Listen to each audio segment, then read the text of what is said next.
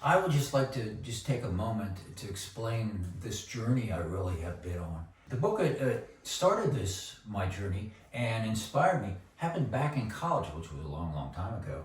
It was a book by Professor Janis called Groupthink. My interest in groupthinks and in leadership and trust all started back in college. The next book is The Death of Common Sense. It was written 30 years ago. Certainly we have lost that, and it's still very viable today. The next book, All the Devils Are Here, by Bethany McLean and Joe Nacira, I believe talked about the '08 meltdown and the causes of that. And I was beginning to kind of understand what Jane Mayer did so well in her book Dark Money. And that's where I started getting the dark money and dark data. Barbara McQuaid wrote a great book, Attack from Within. She's a little kinder than I am. She uses the word disinformation.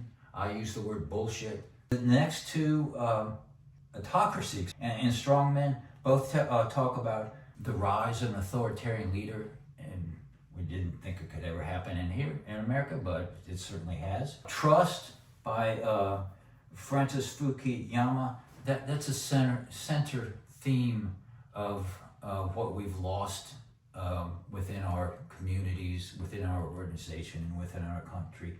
And once you lose trust, then the civil society starts to unravel. This is a book about the Federalist Papers. It was done by Professor Hoffman, and that explained very clearly the Federalist Papers are thought to be the originators of our Constitution, and it explained why the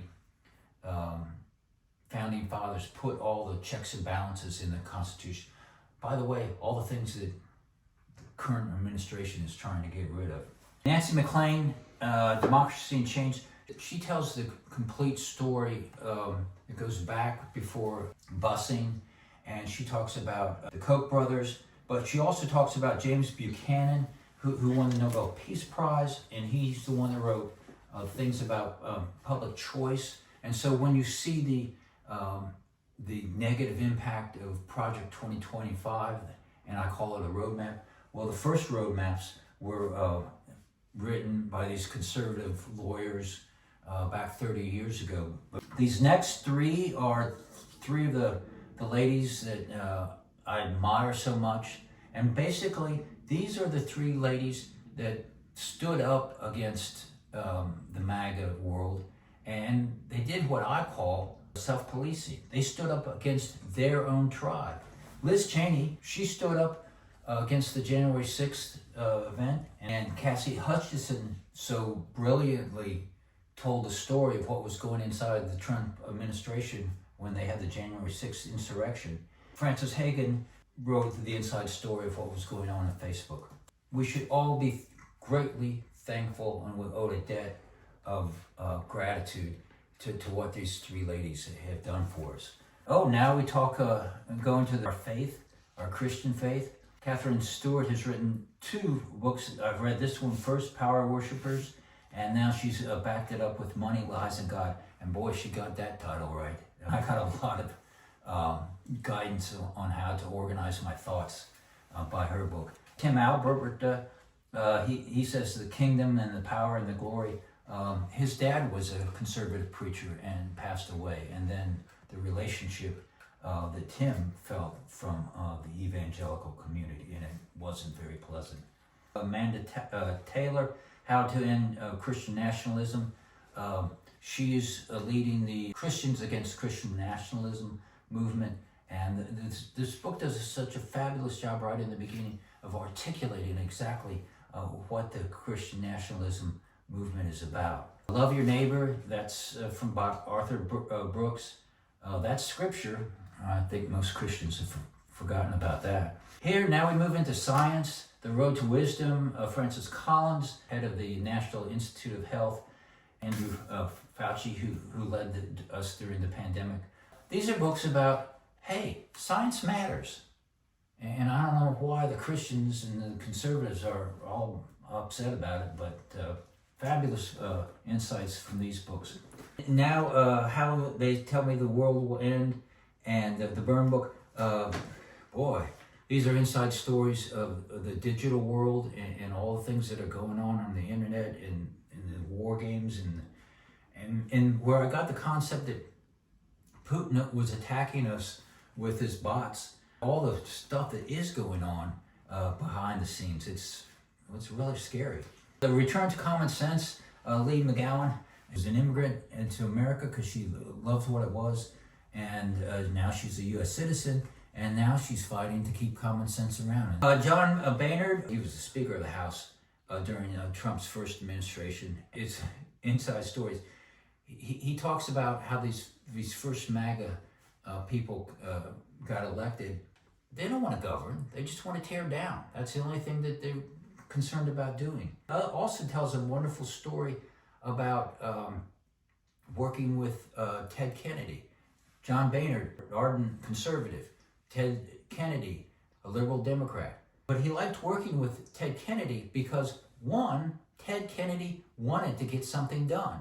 And two, if Ted Kennedy signed his name on it, he was going to stand by it. He couldn't stand the MAGA guys because all they did is whine and want to tear down.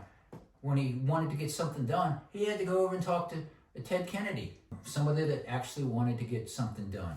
Fareed Zakaria, Age of the Revolution, he talks about the liberal democracy through the ages and how it started.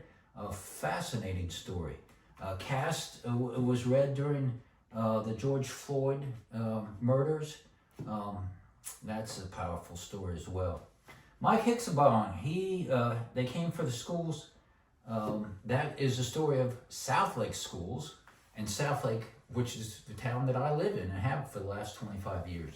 And he talks about the schools that my kids went to when it was a great school, and now that how it's being torn down by Patriot Mobile, and it's horrible.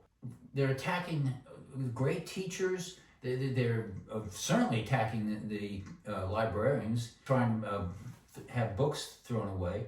And now, in the last couple of weeks, they've gotten rid of two of the great administrators. Don't get me started on that. That may be one of the primary reasons I'm so upset and trying to do something about it. Attention merchants, Tim Fu. These are the stories of something I didn't understand or appreciate. What was how the internet can grab you, and you can get addicted to scrolling and watching and all those nasty algorithms that are sitting behind there that are piquing our emotions, trying to get us usually to sell us something or get us something in the head that they can use later on.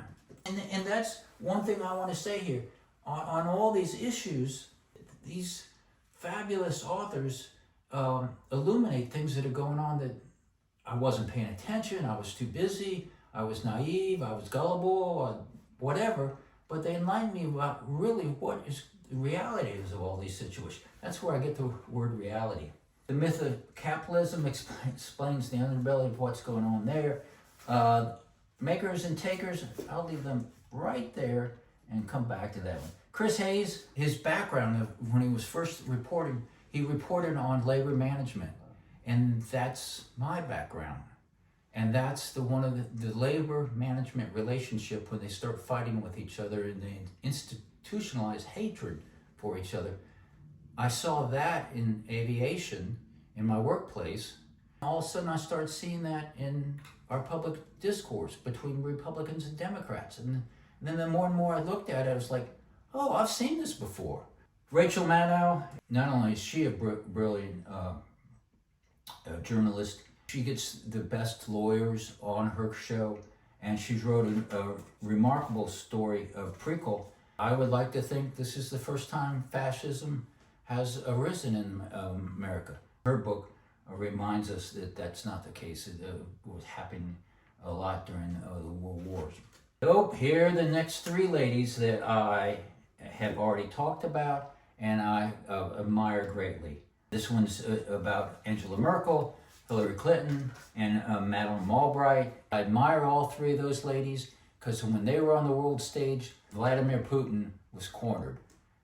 Once he got all three of those off the stage, world stage, And the MAGA world gets in, and America is kind of going down the toilet.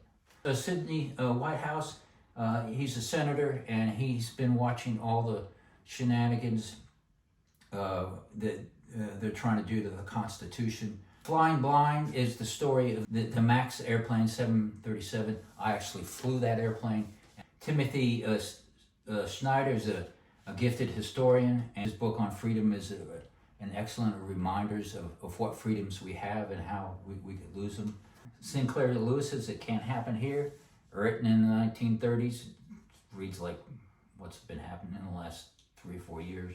Letters of a Christian Nation by Sam Harris. Yowzy.